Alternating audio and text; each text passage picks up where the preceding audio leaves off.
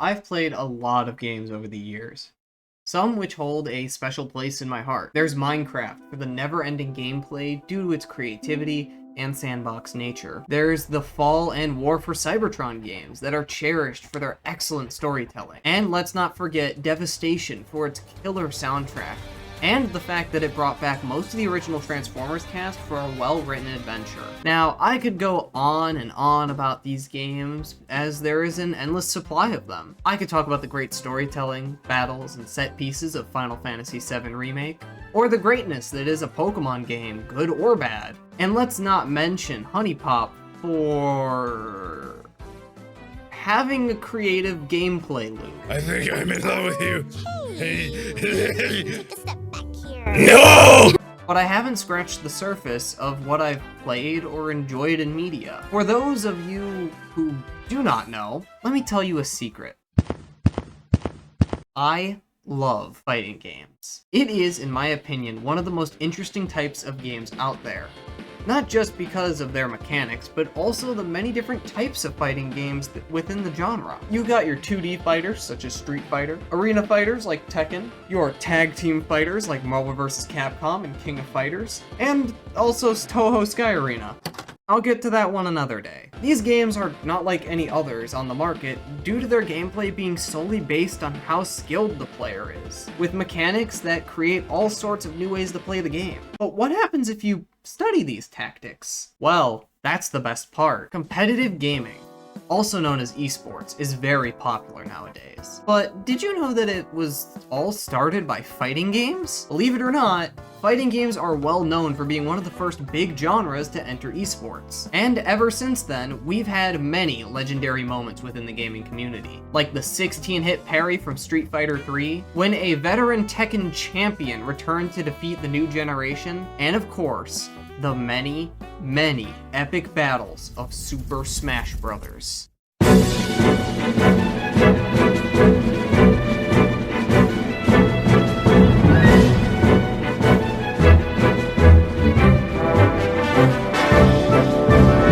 Now, Smash has been around in the competitive scene since 2004, and ever since has been somewhat of an event for the community. Watching the best players of the newest game, Ultimate, and Melee duke it out in very high-stakes battles. And although these battles seem small to a casual player, they are truly what legends are born from.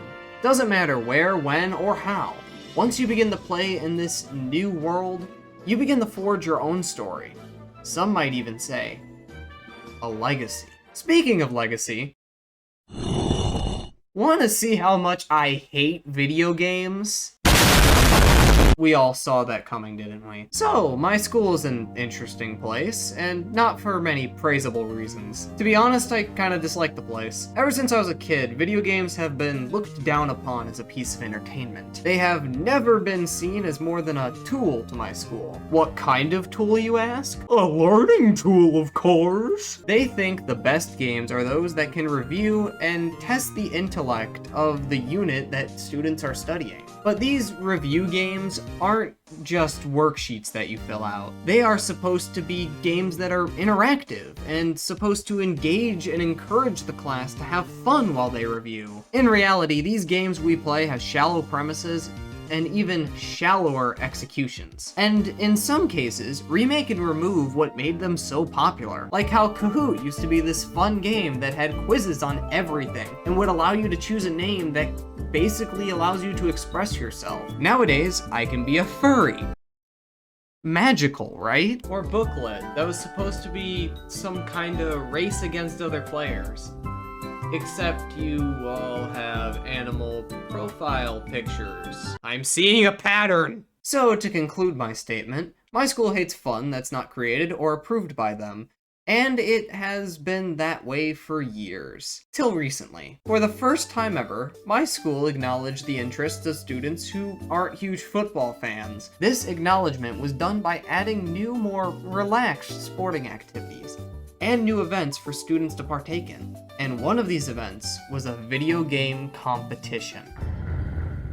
Emails. A common way to communicate across the world. From businesses to growing crops, these have been used to relay information for many decades. Unless you're me. You see, I find emails quite useless due to the fact that I barely see anything that grabs my attention. Usually it's just junk mail from people I don't know. But funny enough, that's how I found out about this event. Within piles and piles of junk. Ew. This one smells. I know that doesn't seem very eventful, but there's no way to make it any more interesting. I was just scrolling through my email only to stumble upon it. No Harry Potter style flying mail or magical summoned invitation. Just a normal email. Now this event had a lot of different games you could apply for. Things like Uno, Magic the Gathering, the one card game that everyone has cards for but doesn't know how to play. But I chose two that I knew how to play and was good at.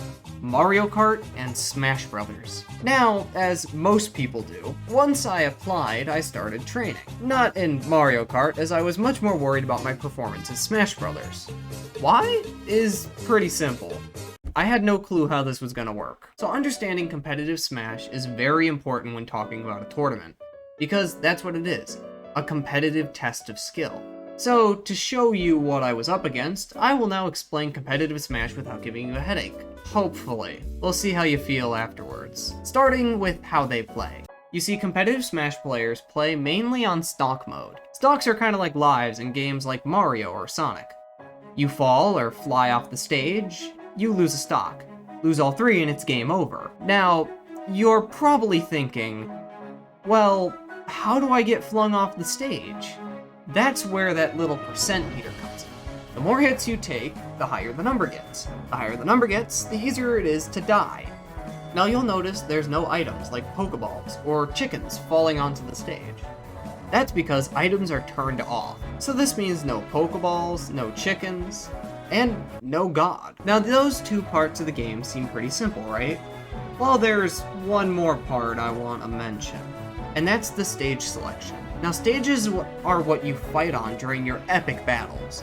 Some examples are the map people don't know how to drive on, the lava within hell, or oh god, it's a hand. But many competitive players don't actually use these maps, or a majority of them actually. They instead limit themselves to only a few maps, for no reason other than why not. Now I've taught you a lot, right? Well, take everything I just said and throw it out the fucking window. You see, fun fact, there was no provided information on how the tournament would work. Not what mode we would play, or if we were using competitive maps, nothing. It didn't even say if we would have any of the DLC characters available to us, or even the base roster. So, most of my preparations were made on hypotheses. So, knowing absolutely nothing about the coming fight, I chose my character.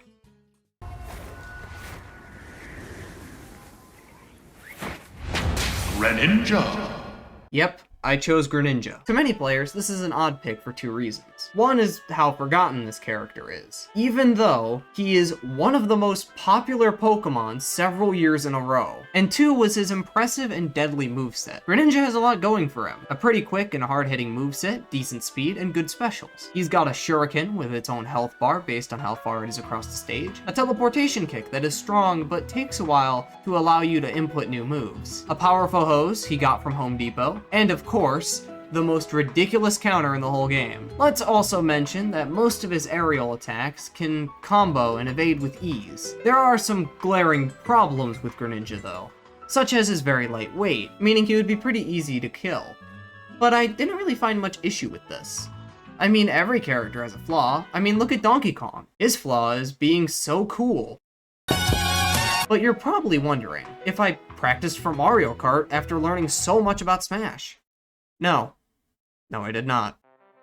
After a few weeks of impatiently waiting, it was finally time to play some games at my school. Now, fun fact, this was my first ever in-person event for a tournament, so I was just a little nervous. I mean, who wouldn't be? Pretty scary having all those eyes on you, even though I make YouTube videos and do the occasional Twitch stream. But my worries slowly calmed as the environment was pretty peaceful. Sure, we had to pay to get in and all, but all the people here just wanted to have a good time and watch some sick plays in their favorite Nintendo games. Plus, I had two of my friends with me. So, win or lose, we would be having a great time. Now, after sitting down and getting introduced to everyone, it was time to start up our first game, Mario Kart 8. The Mario Kart 8 tournament was a little odd, but it was really fun. For starters, it was in the style of a knockout bracket, meaning as the games went on, only the top players would be able to continue. There was also no losers bracket, so if you lost, you were out of the competition completely. Along with that information, I, unsurprisingly, was up first. Because of course I was. At this point, what will I be up for first next? You know, I didn't think I would be here so fast. Anyway, I should also mention that there was no carts that were unlocked by gathering coins in the game. Meaning that I couldn't drive my Toyota. How will I go places? Also, almost everyone played Waluigi for no reason during that first round, because we are a chaotic bunch of goofy goobers. But the best part was after choosing our carts and characters, I got to choose the map. Now most people would go with a simple map to start, and I did just that. I chose Wario Mountain! Listen, I get it. Many people will say, Wario Mountain isn't a good starter map. I mean, you could have picked any other map. You could have picked Mario Circuit, Luigi Circuit, Daisy Circuit, and to that I say, Wario time, baby. This first race was pretty fun. I was in the lead with most people on my trail, even after the match was stopped mid-game because we needed to turn off auto steering and tilt controls. Too bad I was vibing so much, as I basically finished first place with the highest honor of never leaving it. A great start to the Mario Kart tournament if you ask me. After that, I watched my friends approach the stage and also compete. And I was surprised to see them succeed. All of us made it to the second round without any problems. But those victories were short-lived, because the next round, only the first place player would move on. To combat this, I decided to play my favorite Mario character, Shy Guy, and then got immediate karma because we were playing on Wario's Gold Mine, a map I have not played in years. Now, I was actually doing pretty well on this map and actually winning towards the end of the race, even though I almost falled off most of the sharp corners and shortcuts. But, as I mentioned before, my second race had a tragic end, getting hit by a horn an inch to the finish line. So yeah, I was robbed of first place. Fun, right? Oh, and if you're wondering how my friends did, they lost too. But that didn't matter, because we were all excited for the main event, the Super Smash Bros. Tournament. That took a while to set up, mainly because we had to figure out how to connect people's Pro Controllers, which I totally did not start a trend of, as I totally didn't bring my own. And also the fact that we had to create the tournament game mode from scratch. This included taking out many of the stages from the game's selection, as well as making it random. Also, these goofy goobers decided to add one item to make these fights interesting: the Smash Ball. We all agreed this was a strange idea, but went along with it, cause why not? And after all that waiting, it was finally time for the first game. For the first game, and also the first match of the night, I was up against a villager player. A pretty deadly counterpick in my opinion, due to their neutral special being so powerful, depending on the character, and also the fact that they can create life in seconds. I'm not scared. Nope, not at all. Anyway, the first match was already shaping up to be a challenge, but I was prepared. I mean, I basically mastered Greninja's kit, so going in, I was nervous because of the crowd, but confident. And I killed him with 2 stocks left. Yeah, somehow I not only impressed everyone watching, but I also wiped the floor with my first opponent. On accident. Was it kind of strange? Yes. Was I shocked? Yes. But before I sat down, something interesting happened. A door opened behind us. Footsteps followed by heaps of equipment. We all knew who these people were. The Tech Club. If you couldn't guess, the school once again left out even more information about the event. Turns out they wanted to live stream the tournament. That's right, they wanted to live stream it. And they didn't bother to tell anybody if they were comfortable doing so. Like, when you're planning this stuff, please tell your participants about, you know, putting their face on the internet. So yeah, apparently the event was now going to be live streamed. I also found out later in the event that my first game didn't count at all due to this, which was pretty silly. As the event continued, I saw more and more players enter the ring, each representing some of their favorite characters or series. You had your Marios, Kirby's, your "Hi, I'm Sora from Kingdom Hearts." Not now, Sora. So, as we watched the next few matches, excitement only grew. I mean, there were several different unique characters, mained by several different people. So, these battles were sure to be a unique bunch. We watched some more battles, and then it was called up to the stand. I talked to the TOs a bit out of confusion, due to me going up there only a few minutes before, but I've already stated why I was playing again. So I sat down and prepared myself for the battle ahead.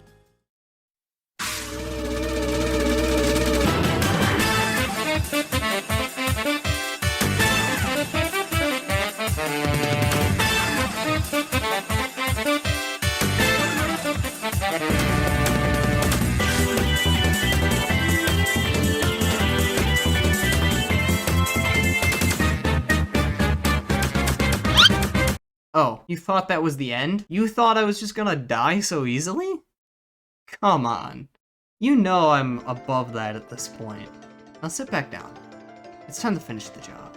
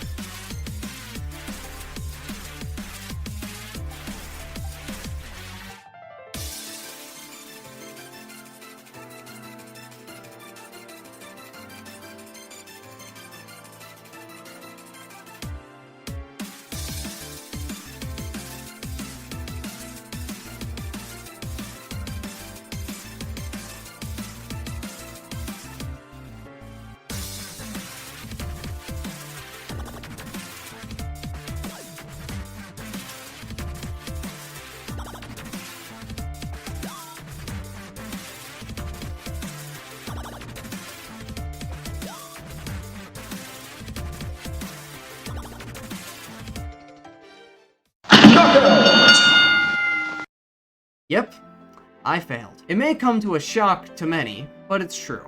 I was defeated.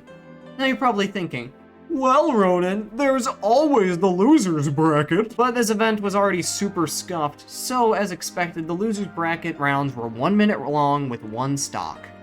The reason is, not surprisingly, time constraints. But to be honest, I didn't care. I got to hang out with friends, played some games while having some fun banter, and not to mention the fact that one of my friends almost won the whole loser's bracket, but lost halfway in. My point is that I enjoyed the event, and to be honest, even though I lost, I will still say that this was a 10 out of 10 experience for my first tournament. But I do have something else to say.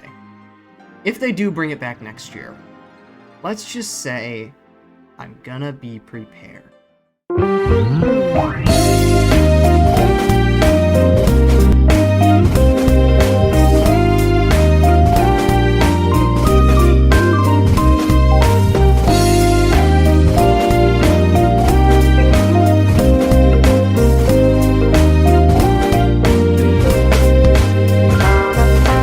Shit, they know I'm blonde.